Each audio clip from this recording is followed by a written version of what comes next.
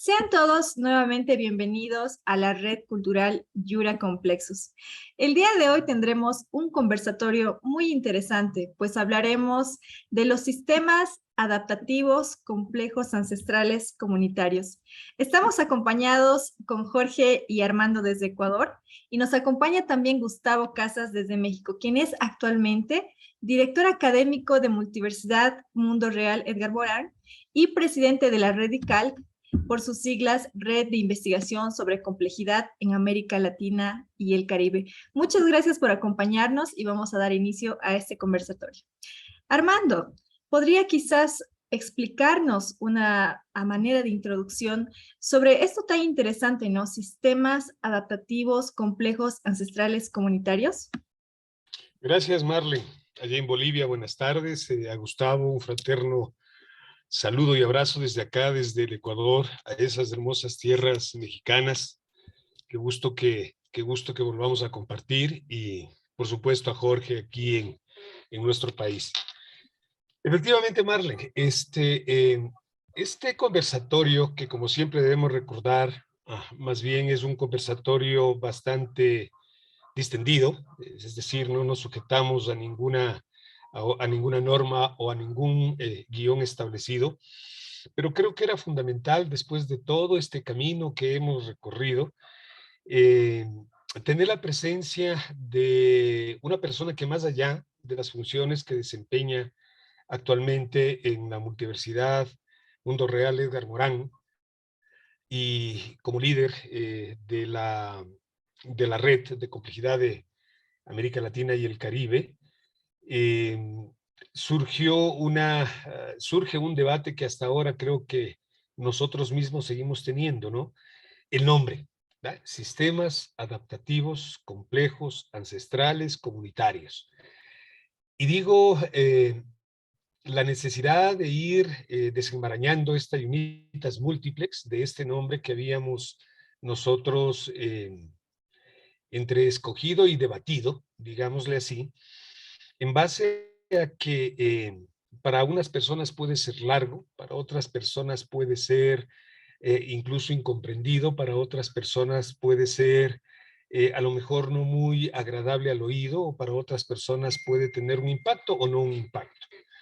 Entonces, el conversatorio gira alrededor de esto, de una explicación con una persona, si me permites, Gustavo, no porque estés presente en el conversatorio, pues con una persona que ha demostrado esa capacidad, esa intelectualidad, ese estudio, y que ha tenido la suerte de compartir escenarios con quien es el mentor de todo lo que nosotros conocemos como complejidad, precisamente el profesor Edgar Morán, a quien con mucho cariño y con mucho recuerdo también enviamos un saludo, y en memoria de él precisamente es lo que también hemos hecho como una piedra angular, como una parte fundamental de todo esto que nosotros tratamos en la red, conjuntamente con las instituciones amigas que han tenido la posibilidad, la oportunidad, el deseo de seguir incursionando en este campo, de seguir incursionando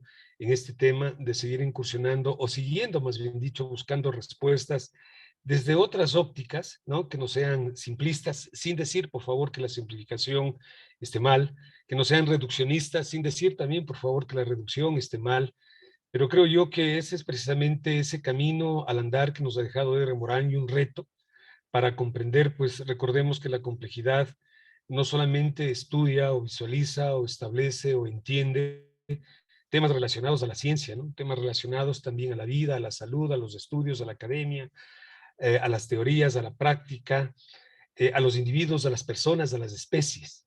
Eso es lo que le hace, eso es lo que le hace a la complejidad una cosa compleja y a la vez una cosa increíblemente interesante, como para tratar de abordar desde otras ópticas, tratar de abordar desde otras dimensiones, tratar de abordar desde otros sitios, tratar de abordar con un pensamiento trans, ¿no es cierto? Es decir, ponernos del otro lado, las comprensiones de los fenómenos, de los elementos y de las situaciones por las que pasa el mundo, la humanidad, y todo lo que nos rodea, ¿no? Y todo lo que nos rodea. Entonces, si nosotros consideramos qué es un sistema como concepto abordado desde Bertalanffy, ¿no es cierto? Si nos vamos a un concepto muy académico, podríamos entender que un sistema no es otra cosa que un módulo ordenado de elementos que se encuentran en interacción, en interrelación, pero que lo importante es que interactúan entre sí, ¿no es cierto? No podríamos decir que todo es un sistema, no podemos decir que una pila de naranjas es un sistema, ¿no es cierto?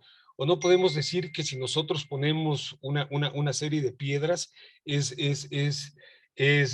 un sistema, pero si nosotros hablamos de la construcción, por ejemplo, de un puente o de una casa, pese a que podrían ser sistemas inertes, pues forman parte de una estructura, de una construcción en la cual se van configurando diferentes mecanismos de entendimiento y que van aportando para que mediante esa interactuación se convierta, en lo que les decía en el ejemplo, en una vivienda. Entonces, para mí es un agrado hacer esta breve introducción. La finalidad es entender un poquito más el porqué del nombre que nosotros hemos elegido precisamente para parte de la cátedra que desarrollamos, los sistemas adaptativos complejos ancestrales comunitarios. Y qué más, pues, más que un honor, es un gustazo poder presentarles a nuestro interinable amigo Gustavo. Bienvenido, por favor, te cedo la palabra y espero que nos sigas elucidando en este tema apasionante. Saludos a los tres, a Marlen, a Armando, a Jorge y a quienes tengan a bien pues seguir estos conversatorios. No, bueno, pues habías comenzado a plantear la idea de la sistémica, entendida esta pues como el abordaje y el estudio de los sistemas, que tiene como uno de sus referentes a Bertalanffy. Y Bertalanffy en su teoría de sistemas parte de una afirmación un tanto polémica, pero interesante, sobre la existencia de los sistemas en la realidad. Es decir, los sistemas están allí para ser observados y constituyen objetos de la realidad para su dilucidación, decías tú. Entre quienes estudian, cuando digo estudian, más que investigar, quienes se ocupan de rastrear los conceptos de sistemas, pues van a ver allí una de las definiciones que se les suelen denominar ontológicas, es decir, que se afirma que los sistemas forman parte de la realidad en Bertalanffy. Entonces tendríamos en la historia de las definiciones de sistemas quienes afirman una condición ontológica o de existencia en la realidad de los sistemas.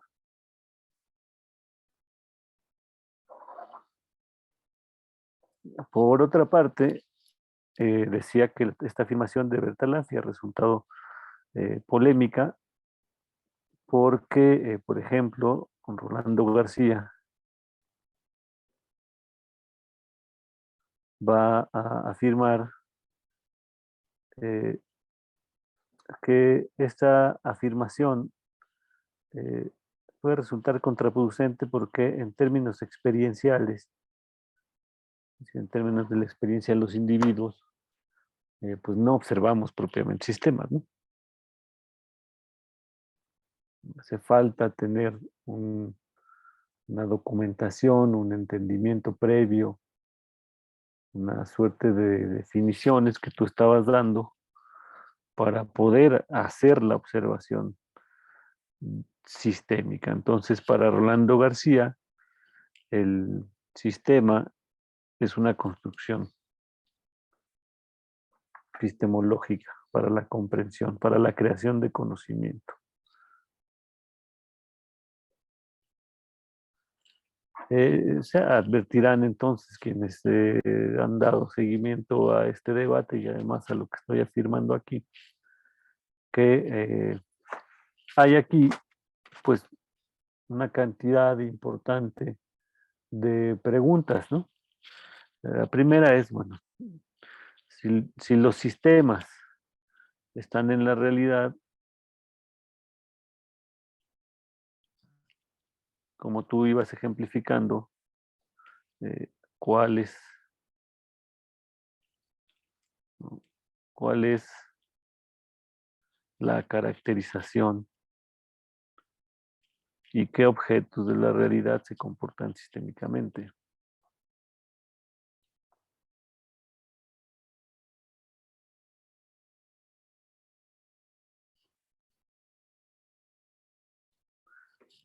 Eso en lo que toca a la teoría de sistemas de Bertalanffy, que tuvo como consecuencia, por ejemplo, el que a partir de este tipo de preguntas hubiese un conjunto de personas interesadas en la teoría de sistemas y crearan unas conferencias justo para estudiar, caracterizar cómo es el comportamiento de sistemas en diversas disciplinas, y eso se llamó en Estados Unidos las conferencias de Macy, que incluyó personajes muy interesantes como von Neumann, von Förster, Arturo Rosenbluth, Margaret Mead, Gregory Bateson, entre otros, ¿no?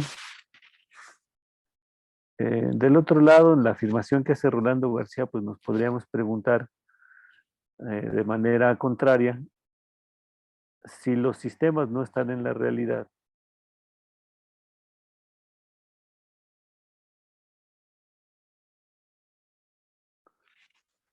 ¿por qué resultan,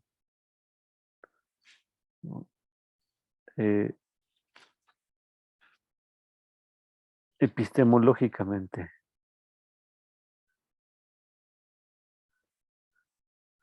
significativos? Y la respuesta de Rolando García está tanto en Bertalanffy como en Piaget. Es decir, son de alguna manera mediaciones para otorgar sentido a la realidad y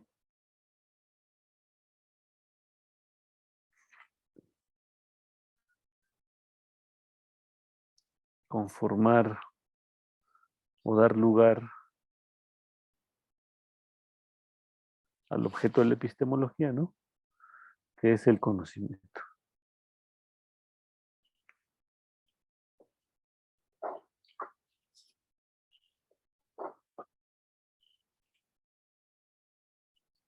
Ahora, ¿qué conocimiento es el que, o es al que nos permite acceder eh, la noción de sistema? Es prácticamente lo mismo, digamos, que nos pretende hacer saber Bertalanffy, pero por otro ingreso, ¿no? El ingreso de Bertalanffy, decíamos, el sistema en la realidad, el sistema de Rolando García, y afirmaría Rolando García también de Piaget, es que el sistema nos faculta para comprender eh, la realidad y producir un tipo de conocimiento. ¿Qué tipo de conocimiento es este? Bueno, es un conocimiento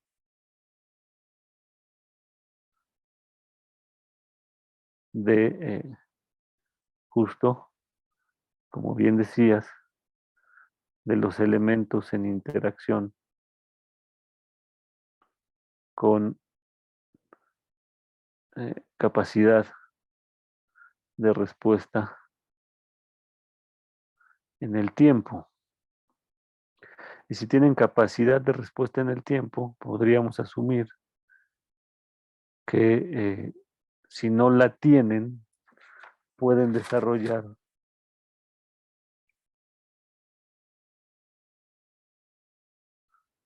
adaptabilidad.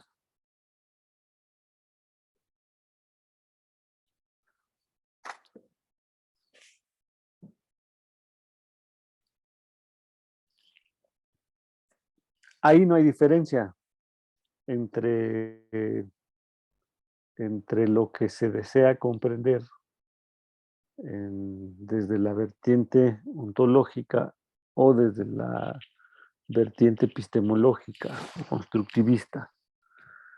El, el tipo de conocimiento al que se desea acceder es justo al conocimiento de los elementos en interacción con capacidad de respuesta en el tiempo. Por ejemplo, Edgar Morán va a referir que la noción de sistema engendra en su definición algunos de estos rasgos, ¿no? Elementos, interacción y función, estructura, disipación, y ahí muy cercano lo que vienen planteando también en su psicogénesis Rolando García, para después hablarnos de cómo esta capacidad de respuesta en el tiempo, que se podría traducir en adaptabilidad, es una característica de lo que podríamos denominar sistemas complejos.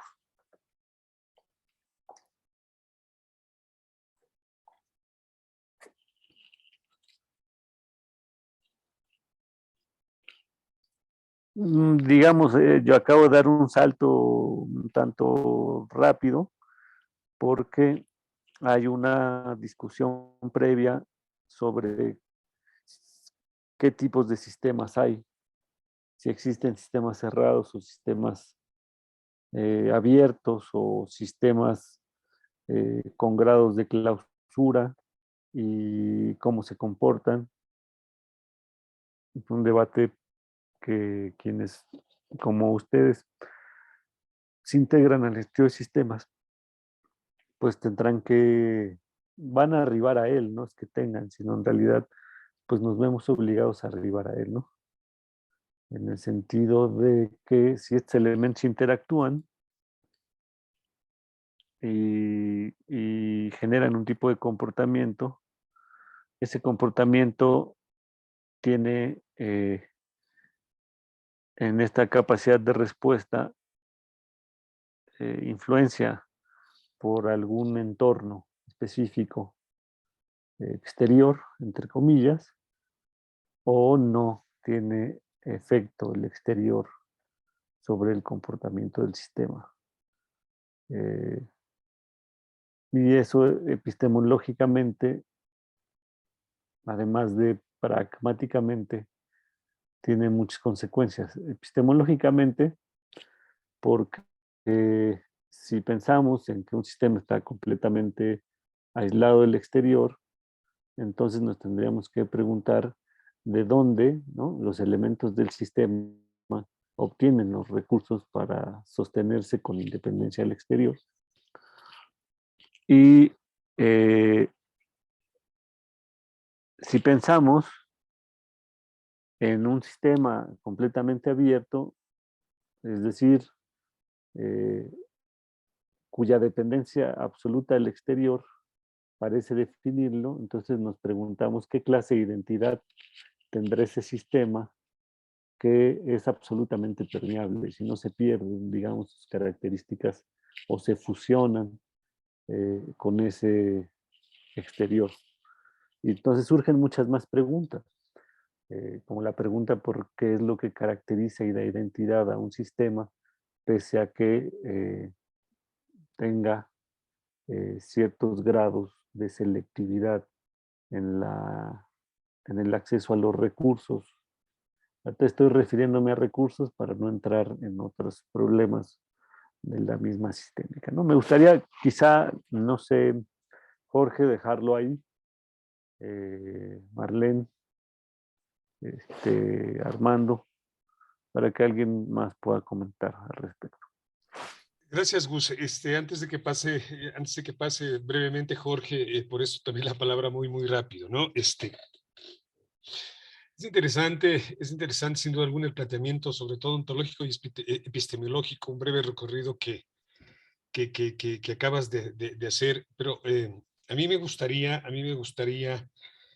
por lo tanto, entender un par de cosas básicamente, ¿no? Entonces, claro, un sistema debería necesariamente estar formado por partes o por elementos que interactúan entre sí. Estas partes deben estar de alguna manera organizadas, ¿no es cierto?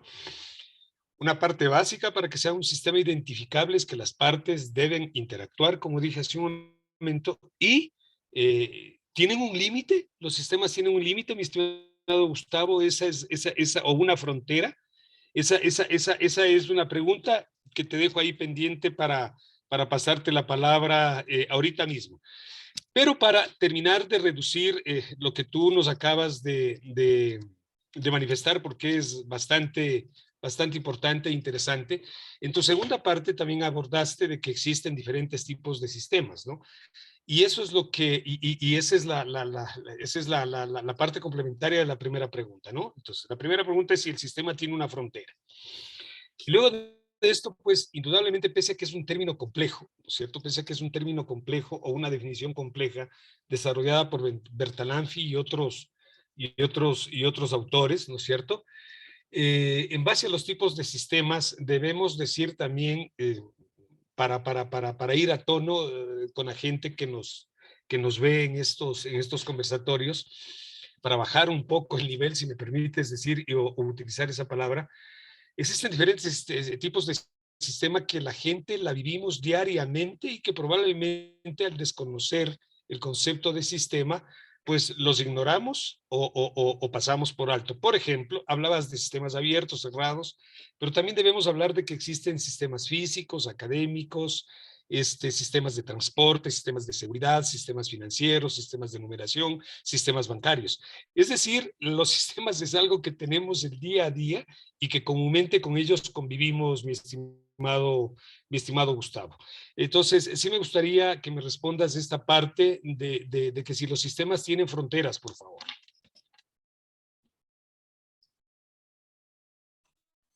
Hay en esto que estás diciendo de una suerte de numeración de los sistemas, habría que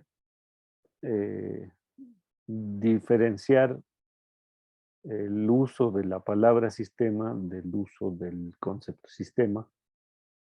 Y sin embargo, también es importante, una vez que hacemos esa diferenciación, notar la relevancia que tiene la palabra por sí misma, con independencia de si es un término que describa alguna actividad política o coordinada en específico, a cómo se define como concepto en razón de una teoría, de una filosofía o de una epistemología, ¿no?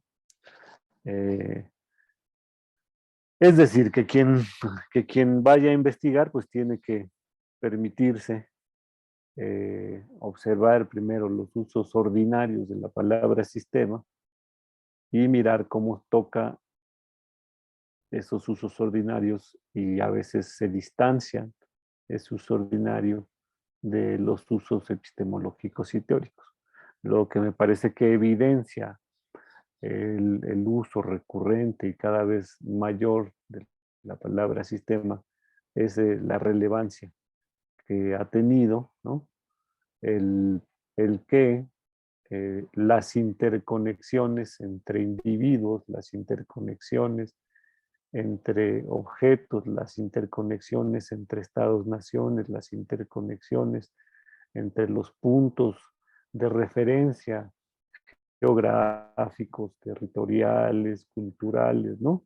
estén en juego, hacen que esta palabra, que en algún otro contexto pudo haber sido secundaria, ¿no?, adquiera una vitalidad en términos de sus usos, incluso sus usos diferenciados y diversos en nuestra época. Ahí habría que decir que el, el término de frontera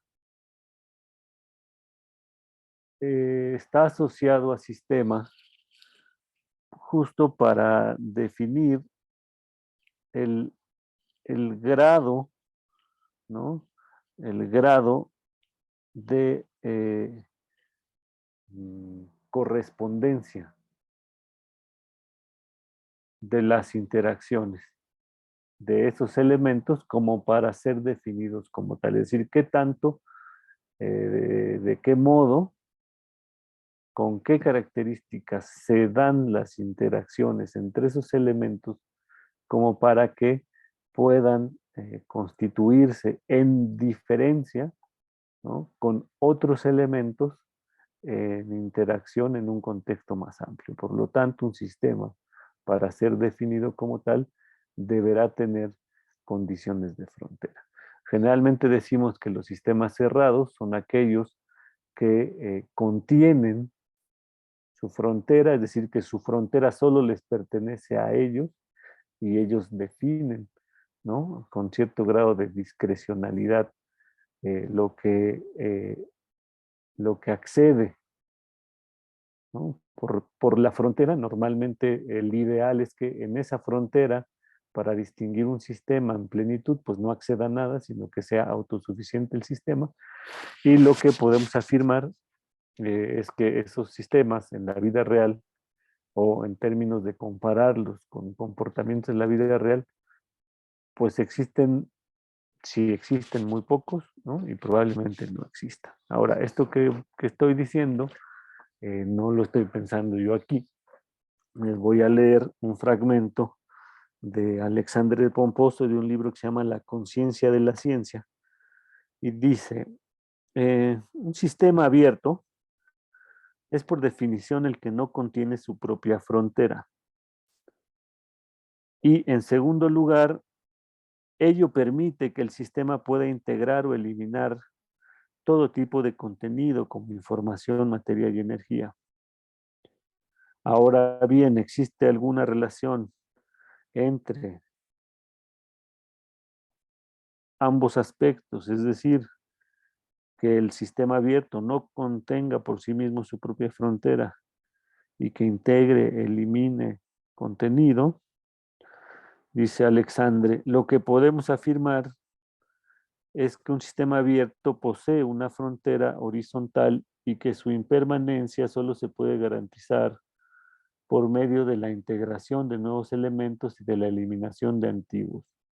Además de que también forma parte de esas propiedades la creación y destrucción de correlaciones entre las partes del sistema. En otras palabras, un sistema abierto es forzosamente un sistema complejo y por antonomasia los sistemas cerrados solo lo pueden ser en teoría e incluyendo su propia frontera, solo pueden cohabitar consigo mismos, clausurando de antemano las puertas para cualquier forma de devenir.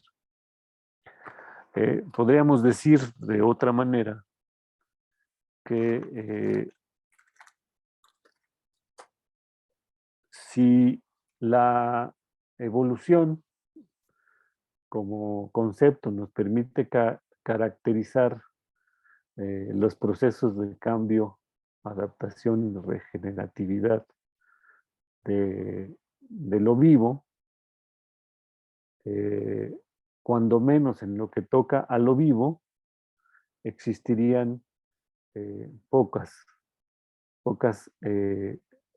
comportamientos que no podrían ser, ¿no?, vistos como sistemas abiertos, y que en realidad pocas realidades asociadas a lo vivo se comportarían como sistema cerrado.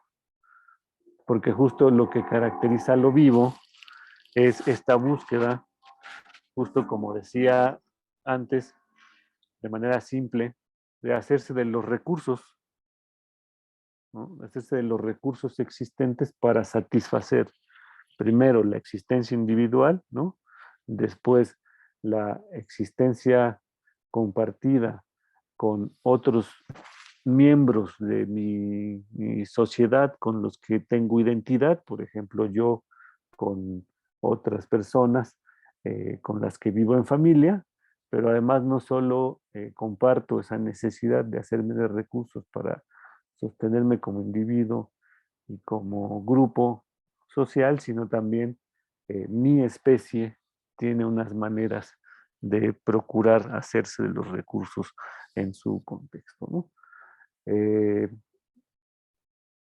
Ahora sí, vamos a meter algunas complicaciones, ¿no? He utilizado con la intención de no complicar en un principio el argumento, la palabra recurso, pero cuando hablamos de recursos así llanamente, pues en realidad en lo que toca a sistémica normalmente nos referimos a información, materia y energía, ¿no? ¿Sí? Es decir, los sistemas se están intercambiando de manera permanente, selectiva, los sistemas abiertos, de manera persistente, selectiva, ¿no? A veces azarosa también, información, materia y energía con otros sistemas eh, para garantizar capacidad de respuesta en el tiempo.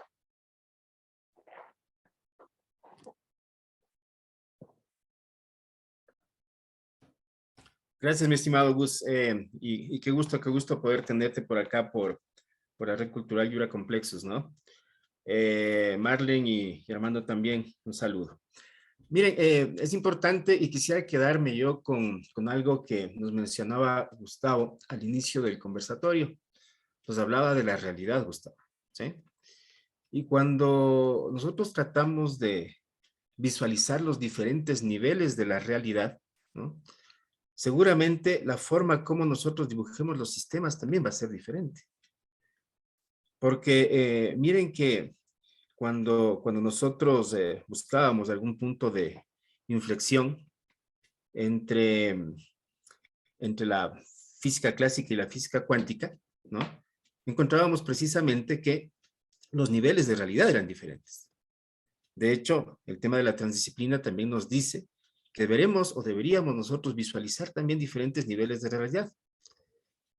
Y resulta que cuando Armando nos decía a nosotros, oigan, pero es que hay sistemas, ¿cuál es la condición de frontera de los sistemas? Nos decía Armando, ¿no? Yo digo, oye, es que resulta que hasta una célula tiene una fina membrana que la divide del resto de células, es que la diferencia del resto de las células. Entonces una célula, ¿no? Desde Luca, entiendo yo, dio paso para que nosotros, dentro de esa gran clasificación taxonómica que tenemos los seres vivos, de repente entendamos que existen, ¿no?, diferencias en cuanto a comportamiento de los diferentes dominios, reinos, especies, todo lo que existe. Y entonces, claro, es una especie de pregunta que a nosotros nos va a costar tanto como de repente le había costado por allá a Maturana y Varela definir qué es lo vivo, ¿no? Y por ahí había leído a Morán precisamente, que él decía, es que un sistema para que sea adaptativo tiene que relacionarse con lo vivo. ¿Y qué es lo vivo? Y empezamos ahí con esa ciclicidad dentro de este contexto. Entonces, qué interesante empezar a abordar el tema sistémico, porque de repente nos deja a nosotros volar la cabeza. Porque todo depende de quién lo vea. ¿Cuál es el sistema? Depende de quién lo vea, ¿sí? Yo puedo visualizar un sistema social y de repente no allanarlo al contexto de un sistema comunitario. O puedo restringir el concepto de un sistema comunitario y tal vez pensar que la comunidad está dentro de la sociedad, cuando de repente también podríamos visualizar que la sociedad está dentro de una gran comunidad. Es por eso que, Gustavo, y aquí para ir conversando un poquito contigo en todo en este recorrido, mira, nosotros le habíamos puesto a la cátedra Comunidades Yachachicos un emblema largo, ¿no? digamos, la armonía de los sistemas adaptativos complejos ancestrales comunitarios. No sabíamos cómo reducirle, te cuento, Gustavo, ¿ya? ¿Por qué el primer tema? La armonía. Mira que eso es interesante, ¿no? ¿Por qué la armonía? Bueno, a nosotros, cuando estudiábamos contigo el tema de complejidad, siempre nos habían dicho que los sistemas entran en caos, que todos los sistemas entran en caos. Para que se pueda autoorganizar debe haber caos, ¿no? Pero de repente cuando queríamos hacer el ejercicio de entender que a lo largo de la historia de la humanidad, y no solamente de la humanidad, sino a lo largo de la historia de los seres vivos, de repente, habíamos encontrado que había una condición de encuentro que era bastante recurrente, ¿no? Que era la condición de encuentro del conflicto, ¿no? Entonces, ¿cómo poder entender, ¿no es cierto?, que tanto sociedades como comunidades deben pasar por un conflicto para entrar en armonía? Ese era el tema. Y resulta que más ejemplos hay de conflicto que de armonía. Hay muchos más ejemplos dentro de todo este recorrido que nosotros hemos hecho bajo un contexto muy histórico, ¿no? Y nos damos cuenta precisamente que uno de los grandes comportamientos es ese, de los diferentes sistemas. Entiendo yo que de repente por ahí tiene que ver mucho el tema de la supervivencia, el tema de la evolución, el tema de la adaptación.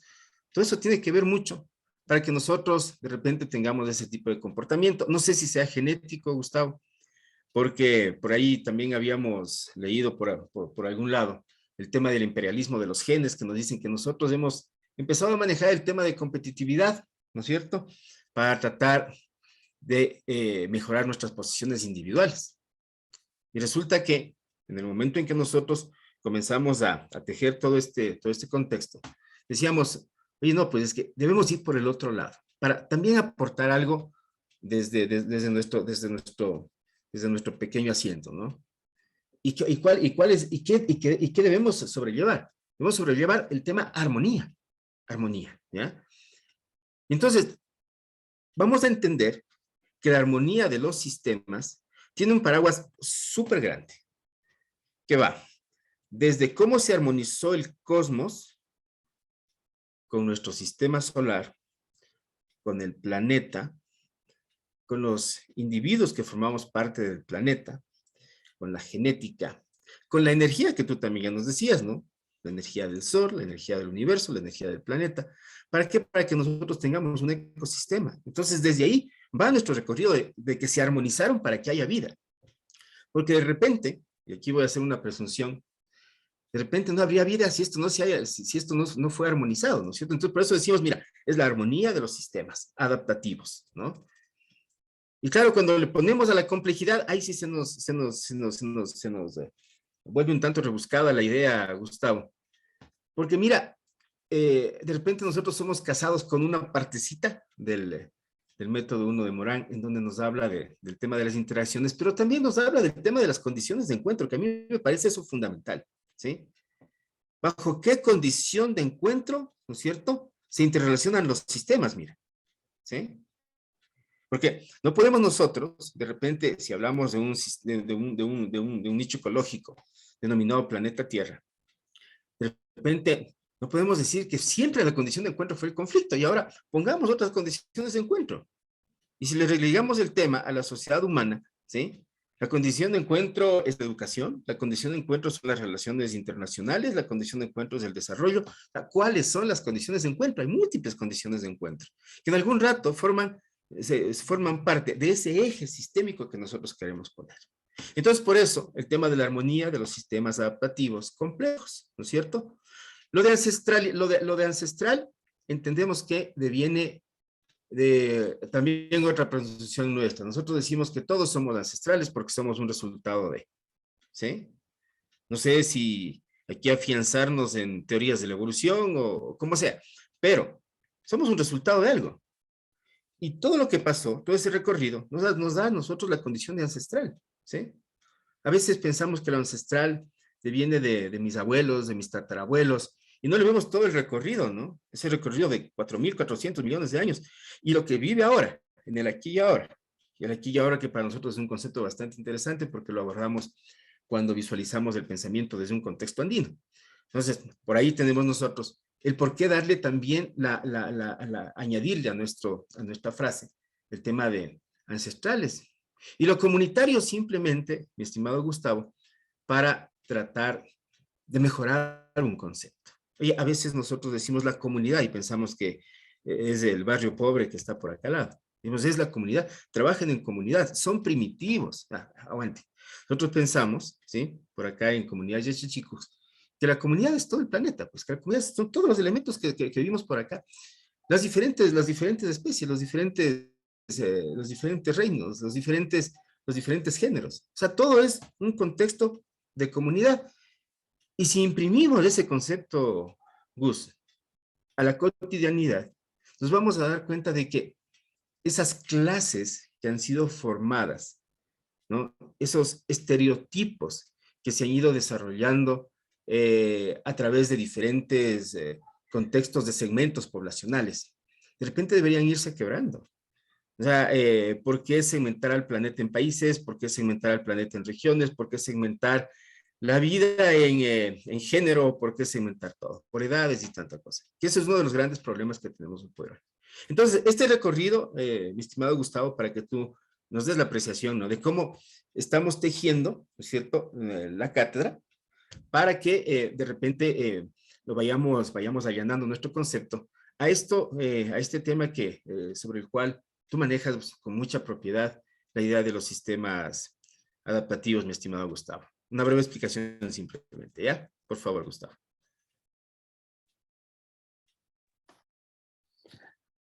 Gracias. Mira, no hay propiamente que, digamos, calificar como observador externo la denominación de armonía, es decir, no te puedo decir eh, si, si resulta suficientemente conveniente o no. Lo que sí te puedo decir es que eso que ustedes denominan armonía, por ejemplo, es el acento que trató de poner, bueno, en realidad es el aspecto que podríamos asumir reúne a la diversidad de investigadores y autores de la complejidad, que es el problema de la organización.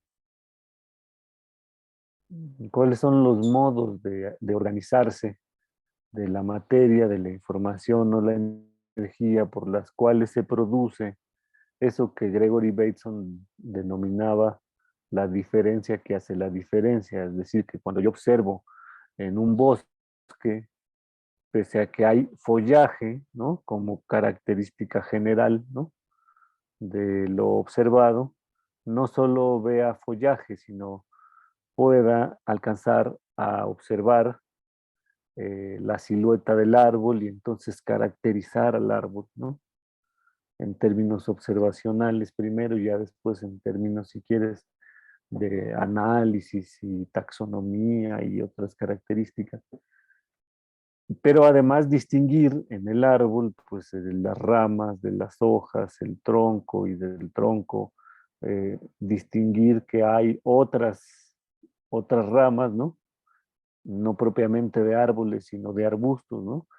Y igualmente ahí tal vez compitiendo, pero también conviviendo, unos helechos, unas flores, ¿no? Del color que cada uno se las quiere imaginar, ¿no? Y eso define en cierto sentido una relación que podríamos llamar ecológica, ¿no? Es decir, con un estado de organización por el cual esos elementos a la vez conviven, pero a la vez se distinguen, ¿no? Su explicación de cómo podría haber una dinámica, voy a decir en mis términos, no lo dice así Morán, ¿no? Cómo hay una dinámica que trabaja desde las condiciones propias de lo vivo, ¿no? El comportamiento sistémico. Edgar Morin define esto como fenorreorganización. El auto se refiere pues a que hay individuos, podemos encontrar individuos. En esta especie de ecología hay individuos, ¿no? Entonces individuos buscan también autosatisfacer, pero esa búsqueda de autosatisfacer sus necesidades es propiamente motivación para la acción, pero es una acción en dependencia. Entonces ahí es donde Edgar Morin llega a afirmar pues, que somos a la vez autónomo dependientes en una relación ecológica, ¿no? Donde nos va a trabajar la búsqueda de esta satisfacción y bienestar, un aprendizaje de muy larga duración que está impreso en nuestra fisiología, que es la parte geno o genética a la que tú referías, ¿no? Que tiene su memoria de larga duración, ¿no? En cierto sentido, la idea de memoria biológica metafóricamente está en la genética, ¿no? Y el otro es la memoria social o la memoria de las relaciones, en un tiempo que podríamos definir de mediana duración, que Edgar Morin alude como lo fenoorganizacional, ¿no? O lo fenotípico. Es como a través de una cantidad reiterada de acciones puede esto constituirse en un aprendizaje no solamente individual, sino en un aprendizaje de un colectivo que podría constituir incluso cultura y que en la medida en que se repite tantas veces puede impactar el cuerpo, ¿no? Y entonces introducirse incluso estructuralmente a un aprendizaje que pudiera ser genético, que son de muy larga duración, son muy difíciles, además de ver, ¿no? De pronosticar incluso, ¿no? Y todo esto en una recursividad, es decir, permanentemente en la medida en que estamos aquí y ahora en el tiempo, ¿no? Incorporamos información, materia y energía, repitiendo patrones de conducta, pero a la vez que repetimos patrones de conducta, integramos posiblemente adaptaciones, pero no es mi decisión individual el que esa novedad que yo pueda estar realizando en algún comportamiento se vaya a constituir en adaptación colectiva, ¿no? No es mi voluntad, hay un grado ahí nuevamente de autoorganización, no dependiente de un individuo, en la capacidad de cambio y transformación. Sin embargo, para los procesos ya no vivos propiamente, sino para los procesos sociales, es muy importante imprimir la conciencia sobre determinados procedimientos en razón de unos valores, de unas axiologías, ¿no? Porque sabemos que eso nos podría permitir construir esperanza o porvenir o bienestar en términos ya de una coordinación humana, no propiamente en términos biológicos, porque ahí hay unas dinámicas que no necesariamente son propias de nuestro modo de vivir, sobre la cual conciben y operan otras especies, ¿no?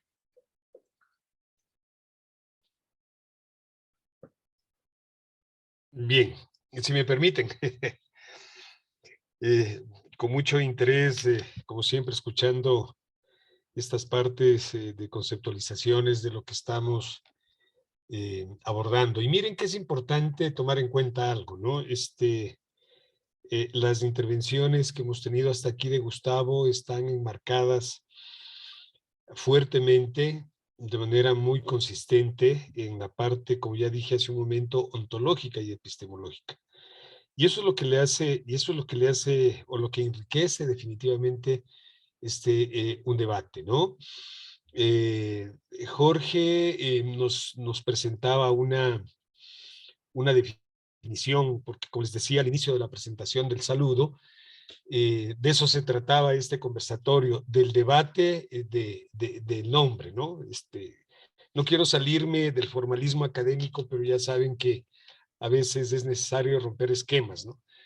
Son sistemas adaptativos complejos ancestrales comunitarios, que es lo que nos atañe en este debate. Sin embargo, si nosotros nos vamos un poquito del lado de la no sé si llamarle ciencia social, déjenme poner un ejemplo muy marquetero, no sé, cuando hablamos de marcas, ¿cierto? Cuando hablamos de branding, cuando hablamos de desarrollo de arquitectura de marca, pues nos encontramos nosotros, qué sé yo, se me viene a la cabeza la marca Nike, Nike, como lo quieran pronunciar, que tiene una historia un poco interesante, ¿no es cierto? ¿Por qué pongo este ejemplo? Porque los mecanismos de comprensión, que es precisamente lo que dije hace un momento de la parte explicativa de Gustavo y de la parte explicativa de Jorge, hemos tratado también un poco de bajar, no sé si el término apropiado es el nivel, porque no nos olvidemos que la cátedra lo que busca es salirse de esas fronteras que le pregunté a Gustavo hace un momento y de esos esquemas rígidos académicos científicos,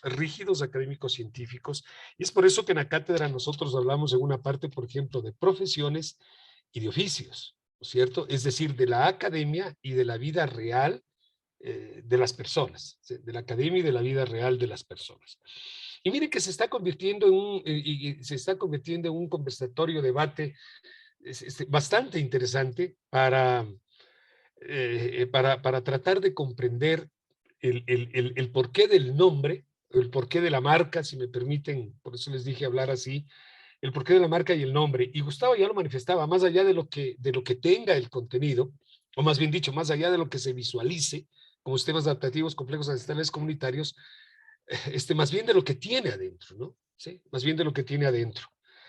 Escuchándole a Gustavo, se me venía a la cabeza que hace más de 50 años, volviendo al tema de los sistemas, alguna vez le preguntaron al profesor Maturana, ¿no es cierto?, a este dilecto catedrático y médico chileno, que qué era la vida, ¿no? Y Maturana respondió, más menos palabras, por favor, no quiero aquí hacer una apología de una lectura de una lectura precisa, abriendo las comillas de la definición de Maturana, pero decía que Maturana, si no mal recuerdo, decía que los seres vivos, ¿no es cierto? Los seres vivos somos sistemas. Los seres vivos somos sistemas y van a entenderme con lo que acabé de decir hace un momento. Los seres vivos somos sistemas, ¿no? Y la palabra mágica que aplicó fue esto, sistemas autopoiéticos, ¿no es cierto? Y le dio una definición de la capacidad que tiene el ser humano de crearse a uno mismo, ¿no? Porque no nos olvidemos que auto es auto, ¿no? De uno mismo, y poiesis viene de la parte de creación.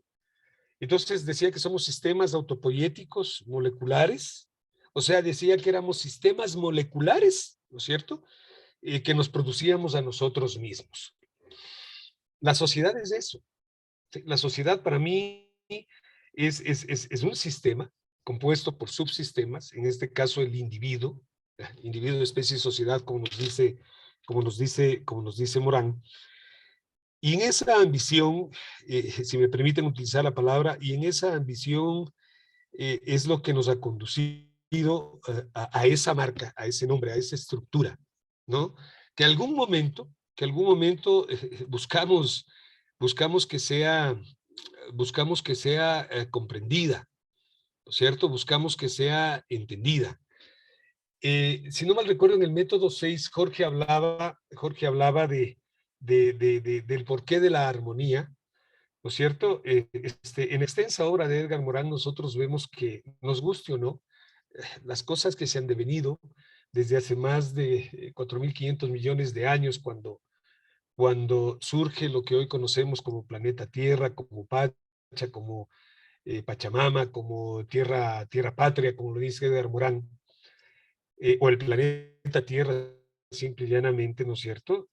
Se fue constituyendo, creo yo, por la armonización entre los diferentes elementos que conformaron, más allá de las teorías de las que querramos nosotros seguir de la creación de la Tierra y de las especies, más allá de la teoría científica, más allá de la teoría de la evolución, más allá de la teoría del Big Bang, más allá de la teoría de la partícula de Dios, más allá de la teoría inclusive de la cosmogonía y la cosmovisión de los pueblos ancestrales, no solamente andinos, más allá de la teoría de la creación, ¿no es cierto? Más allá de la teoría de la parte espiritual, de la parte divina, de la parte de la intervención de Dios, del soplo divino y de todo lo demás, debemos entender que fue la interacción de varios elementos que entraron, ¿no es cierto? Que entraron en armonía a lo que decía Jorge, de la parte caótica y todo lo demás, y formó todo esto que conocemos. Por eso decía, más allá de cualquier concepto del que querramos, o de cualquier escuela científica que querramos nosotros seguir, o escuela espiritual. Y Edgar Morán les decía, me parece que es en el tomo 6, nos habla de reconocer las incomprensiones, ¿no? Y hace un recorrido increíble de las incomprensiones que hemos tenido en el mundo, ¿no? En las diferentes etapas del mundo, las incomprensiones que tenemos en la vida al día a día, ¿no? Estas incomprensiones que albergan a las familias, a los países. Tenemos muchos conflictos en el mundo, a veces nos olvidamos o creemos que solamente Ucrania y Rusia están en un conflicto bélico, cuando me parece que el mundo tiene 23 grandes conflictos bélicos, si la memoria no me traiciona. Y claro, no sé si llamarle sistemas caóticos, mi estimado Gus, no sé si llamarle sistemas que buscan la armonía, mi estimado Jorge, pero a la larga o a la corta sistemas. Y el aporte de Yura, o el atrevimiento de Yura, o la postura de Yura, y verán que no digo las imposturas de Sokal, sino la postura de Yura, es tratar de, en base al recorrido de estas teorías, como la teoría del caos, la teoría de los sistemas, la cibernética, la autopoiesis, tratar de que la gente de a pie, discúlpenme el término, de que la gente común, la gente que no está vinculada precisamente a la academia, también entienda que venimos o somos el resultado de un devenir de diferentes sistemas que necesariamente tuvieron que entrar en interactuación y, por último, en lo que nosotros denominamos armonía, ¿sí? Otra de las partes de la obra extensa de Morán que creo yo que vale la pena hablar en estos temas de la cátedra de los temas adaptativos complejos ancestrales comunitarios, esta gran obra que tenemos de la Vía para el Desarrollo de la Humanidad y los 7 saberes para la educación del futuro, ¿no? Creo yo, no sé si puedo estar equivocado, pero creo yo que sin duda alguna podríamos hablar que son unos complementos de pensamiento filosóficos abordados por Edgar Morán, pero que ya nos van dando ciertas pautas, ya nos van dando ciertos mecanismos, que ya nos van dando ciertos puntos que nos conducen a entender, llámese armonía, llámese equilibrio, llámese igualdad, llámese congruencia, o como dice el texto, ¿no? La vía para el desarrollo o para la supervivencia, me atrevería yo a decir, ¿no? Porque nos habla de cambiar una vía, nos habla de buscar cuál es la vía hacia la vía, nos habla de las políticas que han sido dejadas de lado, y hablo políticas en el término del politeios, por favor, no de la política común que estamos nosotros acostumbrados a hablar, sino de una regeneración de un pensamiento político, de una regeneración de la política de la humanidad, de una regeneración de la política de la civilización, de una regeneración de la demografía, el entendimiento de los pueblos arcaicos indígenas, el entendimiento de la vía ecológica del mundo, del agua, la vía económica, el repensamiento, ¿no es cierto? Una profunda reforma a la educación, a la democracia, a la comunicación, a la medicina, a la salud, a la ciudad, al hábitat.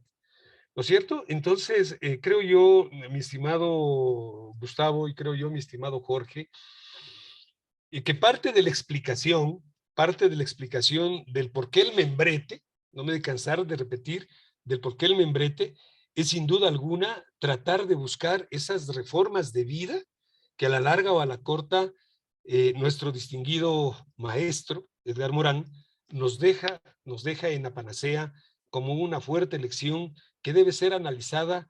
Yo creo, me disculpan el atrevimiento, pero yo creo que intelectual, atrevimiento intelectual, porque sé con quién estoy conversando, pero claro, nos deja también un fuerte desafío en las reformas de la vida. O sea, nos habla de reformar la vida. Entonces, ¿acaso la reforma de la vida, la reforma moral, la reforma de la familia, la reforma de la condición femenina, que a propósito estamos pasando unas discusiones muy álgidas aquí en el Ecuador por el asesinato de una distinguida abogada o de una profesional, la reforma de la adolescencia, la vejez, la muerte y el envejecimiento, caramba, debe llevarnos a entender que esta misma ciencia que ha tenido y que ha roto las fronteras, ¿no es cierto?, en cuanto a la domesticación de la energía atómica, de la energía nuclear, ha roto las barreras de los pensamientos tecnológicos y de desarrollo. Caramba, pero estas reformas de vida deben llevarnos también a entender qué esperamos o qué buscamos en este continuo crecimiento, en este continuo crecimiento científico. ¿Acaso la ciencia debe estar por sobre? Ojo con la pregunta que quiero dejarles ahí a Jorge y a Gustavo y a Marlene. ¿Acaso la ciencia debe estar por sobre, cierto, estas reformas que nos hablaba Edgar Morán?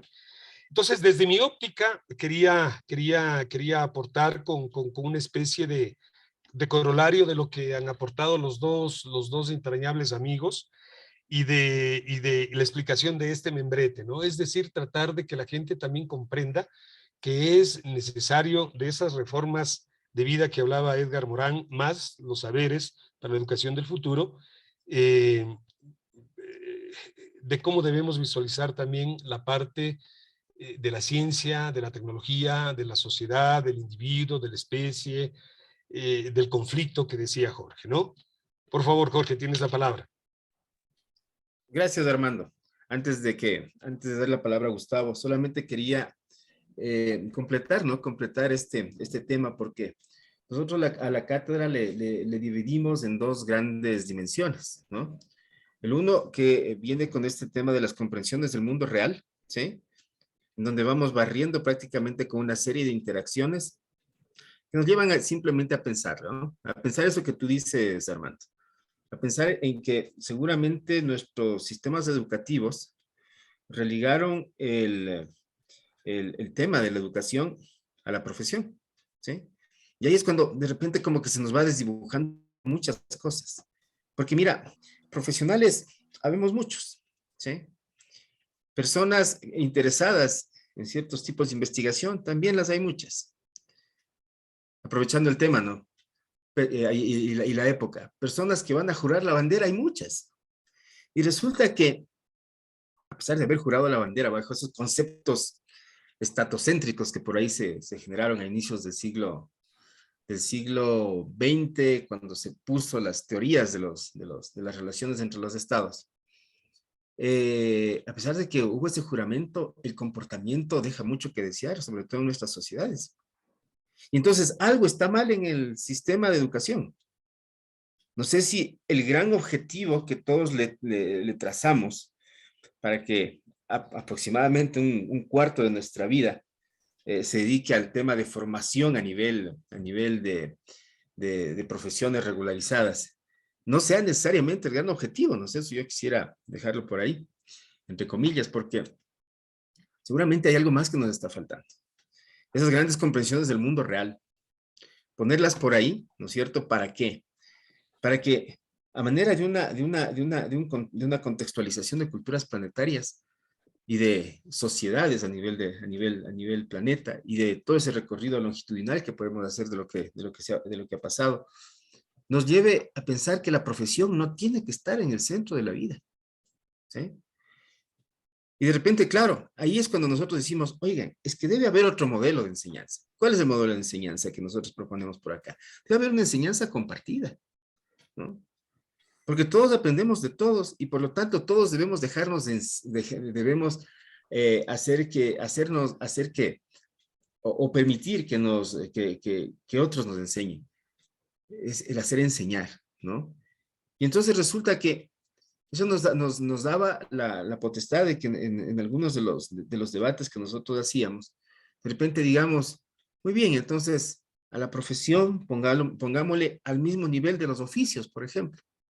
Y al mismo nivel de la investigación, porque la investigación no tiene que ser sectaria, la investigación debe ser una investigación para todos. La investigación no debe ser solamente científica, tampoco debe ser solamente compleja. ¿Cuáles son los diferentes tintes que nosotros podemos darle a la investigación? ¿No?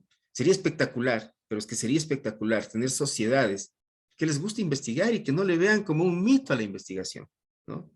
Y si a eso le sumamos a la innovación, si a eso le sumamos a esos contextos de divulgación, de difusión que podemos hacer, podríamos de repente empezar a engendrar ese rol que nosotros quisiéramos tener en algún momento, Armando y Gustavo. Ese rol de educadores entrelazados con la sociedad, ¿no? Ese rol de educadores que nos digan, oigan, ¿y cuál es nuestro granito de arena para que nuestras sociedades, ¿no? Que de repente nos han llevado a pensar que muchos de los temas están perdidos al interior de nuestra sociedad, para que esas sociedades florezcan, ¿no? Entonces, miren, por ahí va el contexto general, mi estimado Gustavo, de la cátedra, ¿no? Para, para ver si tú nos ayudas con tus apreciaciones también, Gustavo. Muchas gracias.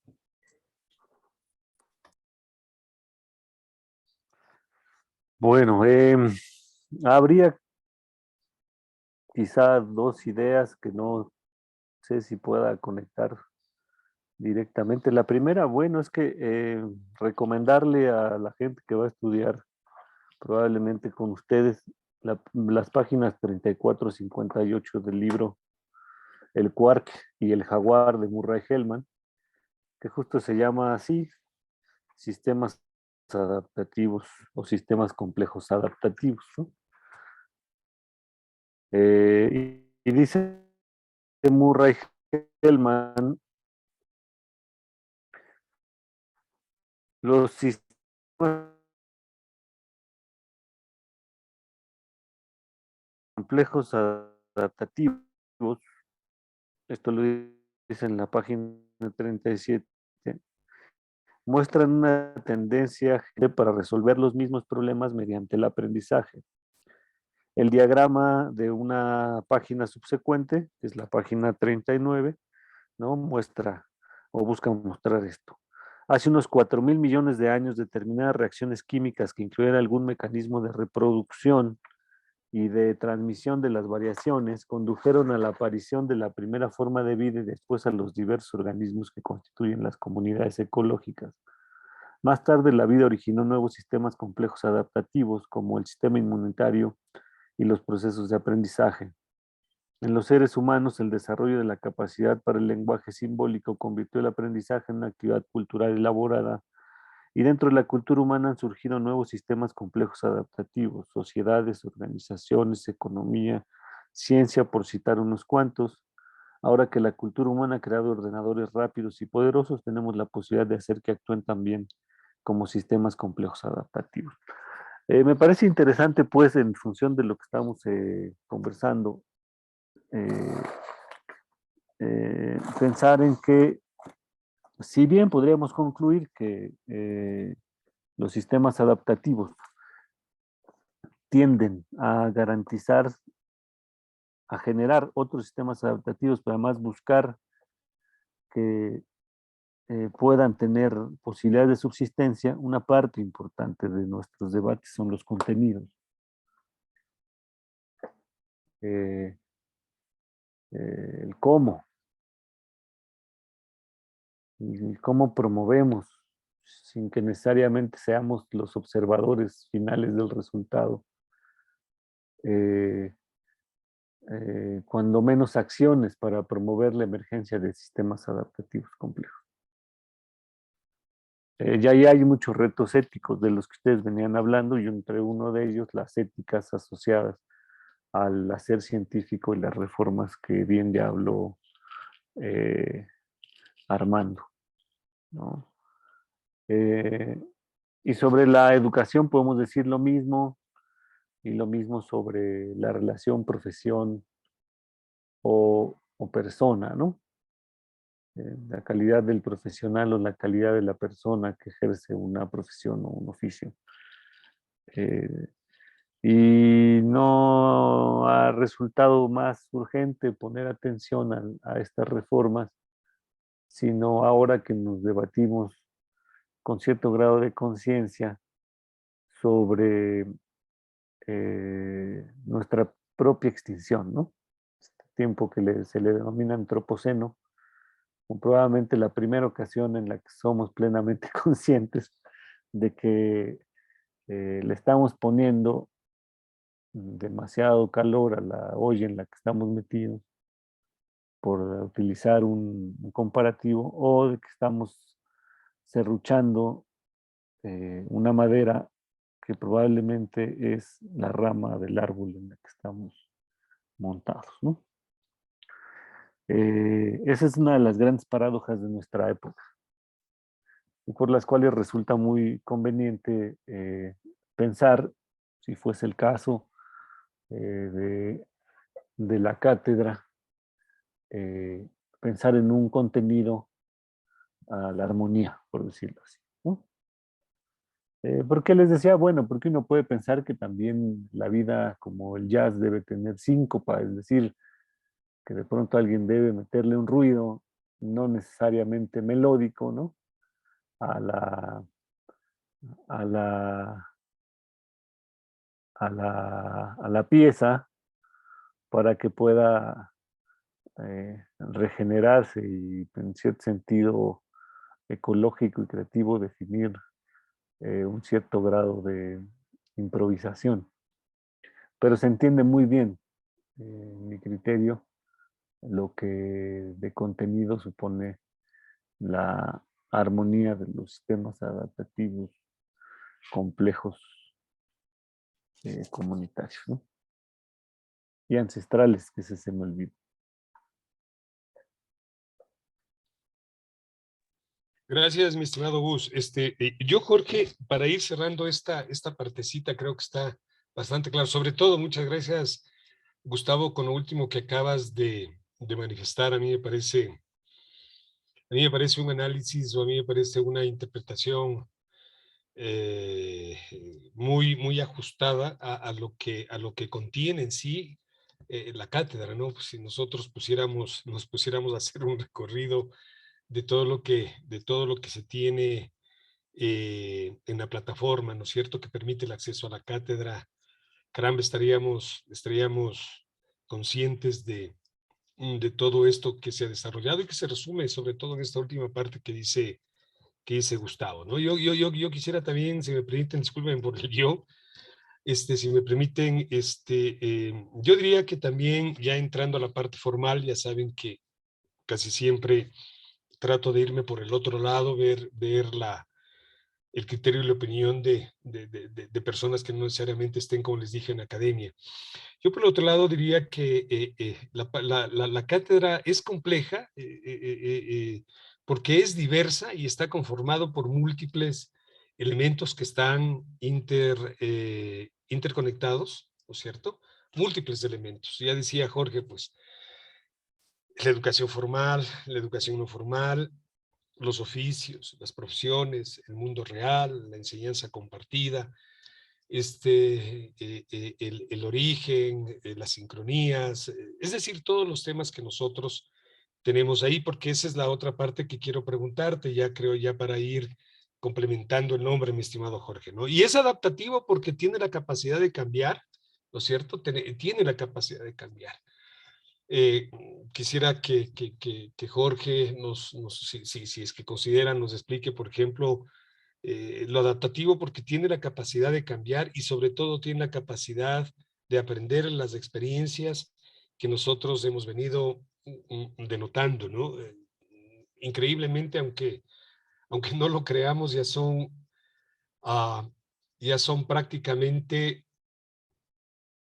10 años, van a ser 10 años que estamos vinculados y nos conocemos con Gustavo en este ejercicio cuando comenzamos y cuando encontramos en las redes sociales la Universidad Mundo Real Edgar Morán. Particularmente yo, hasta aquella época, perdón por el yo, no había escuchado de Edgar Morán, pero jamás había leído, ¿no?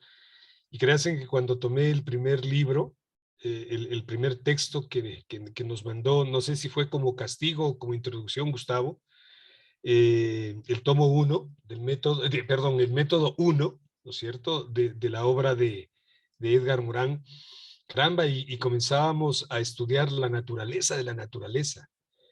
Qué fuerte ejercicio que fue, definitivamente fue un fuerte ejercicio, ¿no? Entonces, claro, es adaptativa la cátedra porque está en la capacidad de cambiar. Por eso decíamos oficios, profesiones, comprender desde el origen o desde el causa, y que le quiero dar la palabra a Jorge para que comience a abordar esta segunda y última parte. Porque creo que la parte esta de sistemas adaptativos complejos está bastante bien entendido, salvo que ustedes quieran añadir la parte de la complejidad, Gustavo y Jorge. O caso contrario, para comprender, Jorge, un poquito más la última parte del nombre de la cátedra, lo de ancestrales comunitarios, por favor. Bueno, Armando, muchas gracias la pregunta. Mira que me haces una pregunta que no la había pensado, ¿no? Tú me dices, oye, la propia cátedra que proponemos, ¿es adaptativa? O sea, algo así me dices. Y mira que, recuerda tú que... No, perdón, Jorge. Yo estoy aseverando que es adaptativa. Sí, claro. Ajá. Ya, ok. Tú me dices eso, ¿no? Es adaptativa. Y acuérdate tú que nosotros dejamos siempre abierto el tema de las interacciones que habíamos planteado, ¿no es cierto? ¿Sí? A pesar de que no hemos profundizado mucho en las dimensiones e interacciones de la cátedra, solamente para idea general, ¿no es cierto? Tenemos nosotros ahí que le pusimos en terminología andina, ¿no? Las dimensiones, es una terminología simplemente. Pero cuando decimos nosotros causa, y por ejemplo, es el origen de la vida, las especies de la humanidad. Ania, entre comillas, perdón, son las verdades de las sociedades humanas, aparentemente esas verdades que se fueron engendrando en las posiciones geográficas donde se han desarrollado. El tema del H, que es que hemos aprendido como sociedades humanas. Luego tenemos el tema del Yankee, que son las sincronías complejas, ¿sí? Luego el Munay, que es la armonía de los pares. Luego el Pacha, que es la lógica planetaria, y luego el Yachay, que es la enseñanza compartida. Pero al interior de todo esto tenemos una serie de interacciones, que es lo que tú me preguntas, y que por ahí podríamos decir, mira, ahí viene precisamente la adaptabilidad de la cátedra, ¿no? Porque desarrollamos interacciones como, por ejemplo, cosmos, planeta, genética, una interacción, ¿sí? Después, de repente, cogemos y decimos migración, supervivencia, adaptación. O de repente hablamos de la globalización y la localización, o del desarrollo y el subdesarrollo, del neoliberalismo al capitalismo, ¿no? A los proteccionismos. Topamos una serie de contextos de saberes ancestrales, por ejemplo, el símbolo mito magia de Morán, y así, ¿no? Empezamos a generar interacciones. Y claro, se vuelve abierto porque tú puedes, y yo no sé si aquí Gustavo me puede ayudar con este temita, pero oigan, lo interesante de todo esto es que nosotros con ciertos fundamentos, ¿no es cierto?, teóricos, podemos ir generando interacciones, ¿no? Deberíamos ir generando interacciones. ¿Acorde a qué? Acorde a ese contexto epistemológico que cobije en algún momento algún tema de investigación. Porque, por ejemplo, miren, a ver, yo quisiera estudiar la interacción globalización, localización, glocalización, ¿sí? Pero quiero estudiarle desde el desarrollo. o desde el subdesarrollo. ¿Desde dónde quieres estudiarlo? ¿Sí? Entonces, ahí viene precisamente la bondad de hacerle adaptativo, ¿no? Porque seguramente cada una de las personas tenemos una orientación o ciertos intereses o ciertos estilos de vida que nos digan, mira, yo quisiera practicar tal cosa o quisiera estudiar tal temática, pero no lo he visto desde ahí, o sea, no lo he visto desde ahí.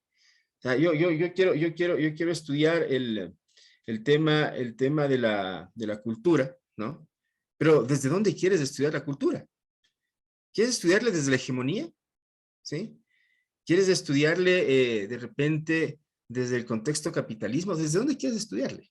O sea, hay diferentes aristas. Entonces, por eso se vuelve súper interesante y es un reto muy grande, digamos así, el tema de plantear una cátedra desde la complejidad, pues. Porque aparte de eso, nosotros queremos vincularle, ¿no? Con esos intereses de las personas. Lo que significa que también deberíamos desarrollar un ejercicio metodológico que permita también realizar diferentes tipos, y aquí me meto un poquito a la investigación, diferentes tipos de investigación desde las aristas que necesitemos, ¿sí? Ya hemos hecho un breve recorrido, mi estimado Gus, cuando hablamos de complejidad, y nos hemos dado cuenta que muchas de las investigaciones complejas se van por el lado de las revisiones de literatura. Muchas de las investigaciones complejas. Y cuando dicen, mira, haz un estudio empírico, uy, nos volvemos otra vez al tema matemático, que no digo que esté mal, pero le reducimos, ¿no? Le reducimos. Y cuando tenemos que manejar el tema de interacciones, ¿no es cierto? Desde la matemática decimos eso va con correlaciones. ¿Ya? ¿Y cuál es el modelo que nosotros deberíamos plantear? ¿O cuál es la parte de método que deberíamos plantear? Para que realmente podamos decir que desde la complejidad podremos hacer diferentes tipos de investigaciones. Desde la complejidad, cómo abordar estudios de casos, desde la complejidad, cómo plantear estudios metodológicos, desde la complejidad, cómo plantear estudios teóricos y todo, ¿no? Entonces, ahí, claro, las famosas fronteras que nos decías, Armando, como que tenemos que volver a repensarlas, ¿no? Esas fronteras. Pero ese es el reto, esa es la idea, ese es el camino que nos queremos trazar. Y claro, aquí conjugamos este tema con el hecho de que sí, pues el conocimiento estará siempre abierto, ¿no? Y que por eso seguramente nos van a ir saliendo más y más y más interacciones y los sistemas dentro de los sistemas y por encima de los sistemas y todo eso, ¿no? O sea, eso tenemos que estar muy conscientes de que va a salir todos esos posibles problemas, pero que de repente el gran fin de todo este contexto es que nosotros generemos un ejercicio reflexivo, ¿no? Que lleve a los individuos y a la sociedad a tratar de empezar a generar otro tipo de lazos, ¿sí? Unos lazos que nos hagan realmente empezar a vernos como seres humanos, que es lo importante, ¿no? Ya deberíamos dejar a un lado las etiquetas, deberíamos dejar de lado un poquito eso que tú nos decías, ¿no? Manejar temas de mucho mercadeo, mucho consumo, mucha economía. Porque ¿hacia dónde nos va a llevar todo ese tema? ¿Hacia dónde nos va a llevar bajo una de las premisas fundamentales que deberíamos tener nosotros, que es la conservación de la especie, ¿no? Y entonces, todos esos centros que en algún rato hemos ido poniendo, ¿no es cierto? Los teocentrismos, el tema del capital en el medio de nuestros intereses, todos esos temas deberían fundamentarse en algo que de repente por ahí nosotros también le llamamos, ¿no? El bioanarquismo, es decir, una especie de la libertad de la vida, ¿no? ¿Sí? Y entonces, por ahí estamos trazando este contexto, Armando, y bueno, yo con esto quisiera despedirme y y dejarles a ustedes para que puedan realizar el fin de este conversatorio. Gustavo, Bien, por favor. gracias. Gracias, mi estimado Jorge. Sí, esa era la parte ya para culminar. Yo quisiera atrevidamente, yo sé que estamos ya cerrando esto, pero yo sé que también es difícil lo que le voy a pedir a Gustavo, pero me atrevo a pedirle porque conozco el manejo del tema. A mí me gustaría que resumas muy brevemente, mi estimado Gustavo, el pensamiento complejo de Edgar Morin, así muy brevemente, porque no lo tomamos o no lo topamos como por aparte, sistemas adaptativos complejos ancestrales comunitarios. Espero no herir la susceptibilidad intelectual, mi estimado Gustavo, porque sé que es tremendamente difícil tratar de recopilar muy brevemente ese gran pensamiento de Edgar Morin, eh, pero tu conocimiento, pues creo yo que nos puede guiar un poquito. Así muy brevemente, sin comprometerte, mi estimado Gus. Sin comprometerse, pero ya comprometido. No, normalmente recurro a una de las definiciones que da, que es una estrategia metacognitiva para el desarrollo de conocimientos históricos, eh, ecológicos, contextualizados, históricos, ¿no? Eh, Esto que tú refieres de cómo establecer un lazo entre una cultura que se fue forjando de manera importante, que es una cultura científica, acompañada de una cultura intelectual, y unas culturas que en el marco de la resistencia que han opuesto a las exigencias economicistas, ¿no? Estamos hablando de comunidades denominadas ancestrales en términos de su larga duración, de compartir un lenguaje, de mantenerse en unos nichos ecológicos con cierto grado de sustentabilidad hoy, nos pueden enseñar o referir cosas, ¿no? Entonces, por eso Edgar Morin, si no refiere a una suerte de andamiajes, a la manera de la pedagogía sociocognitiva, es decir, unos referentes de comunicación común que permita, digamos, no solo mantener el rigor del trabajo académico y científico, sino que le ofrezca tanto a las comunidades no académicas como a las comunidades académicas tender unos puentes, ¿no? Y esos puentes están en un herramental básico de primero complejidad para nosotros, pero además poder ofrecer a través de un uso del lenguaje con metáforas, comparaciones, metonimias respecto de los otros, enlazar saberes, ¿no? Y que la obligación de teorizar pues no está en, en otros sitios, sino en nosotros los académicos, y ya será nuestro trabajo el llevar esas teorizaciones, esas afirmaciones de los grupos con los que convivamos al marco de nuestros lenguajes, ¿no? Sin apropiarnos del conocimiento, pero sí dándonos por enterados de un proceso de traducción. Eh, y está el pensamiento complejo en ese camino, están las teorías críticas emancipatorias, ¿no? Está las epistemologías del sur, está la transdisciplinariedad, como bien decías, pero es lo que yo te puedo decir en el marco de lo que hemos estado conversando en razón del pensamiento complejo. Gracias, mi estimado Gus. Yo vuelvo a repetir, a pesar de que a veces es un poco complicado mantener el tema con tanto conocimiento de por medio.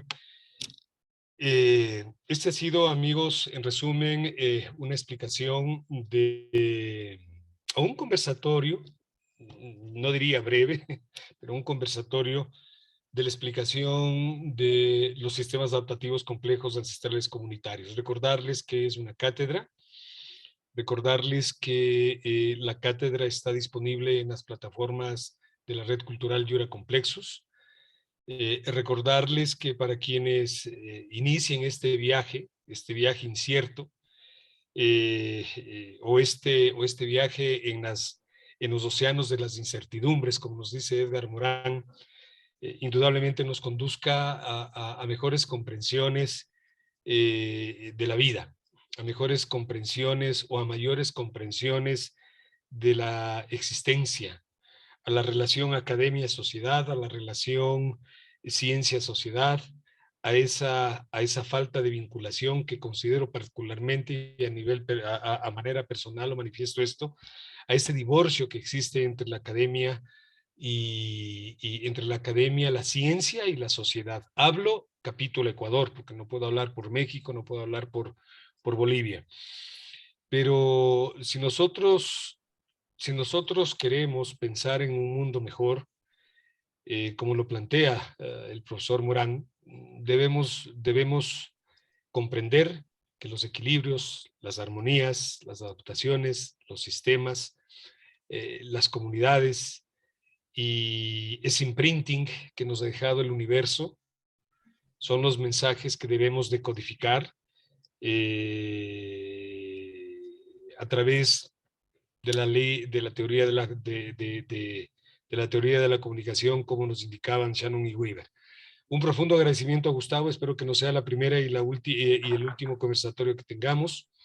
Un saludo a Jorge acá en el Ecuador. Por favor, en México, un abrazo a todos los amigos que hacen la red y a todos los amigos que hacen la multiversidad. Y dejo finalmente las palabras a Marlene para que haga el cierre de este conversatorio explicativo del nombre de la cátedra que les hemos presentado. Gracias. Marlene, por favor. Así es, bueno, agradecerles nuevamente, Gustavo, Jorge y Armando, por habernos compartido el conocimiento que ustedes tienen a manera de conversación. Y me gustaría cerrar este conversatorio con la descripción justamente del programa que nosotros tenemos, que es la armonía de los sistemas adaptativos, complejos, ancestrales, comunitarios, comunidades y achachicucs, que es un sistema de enseñanza compleja que nos invita a pensar en procesos que permitan generar comprensiones apegadas a la realidad en la diversidad. Aquí su constructo. Primero, sistemas. Del cosmos a las células. Todo forma parte de un sistema. Segundo, adaptativos. Los procesos de evolución concomitantemente engendran adaptación. Así funcionan los ecosistemas, el individuo, las sociedades. Tercero, complejos. Los elementos de un sistema interaccionan entre sí. En sus condiciones de encuentro se forman procesos de autoorganización. Cuarto, ancestrales. El devenir de lo que vemos en un aquí y ahora data de miles de millones de años, universo, planeta, vida y especies. Y por último, comunitarios. La comunidad se teje en los reinos animal, mineral, vegetal y hongos. De ahí que para armonizar el sistema habrá que equilibrar todos sus componentes. Muchas gracias a todos los que nos siguen y gracias a ustedes nuevamente, queridos amigos. Hasta un próximo conversatorio.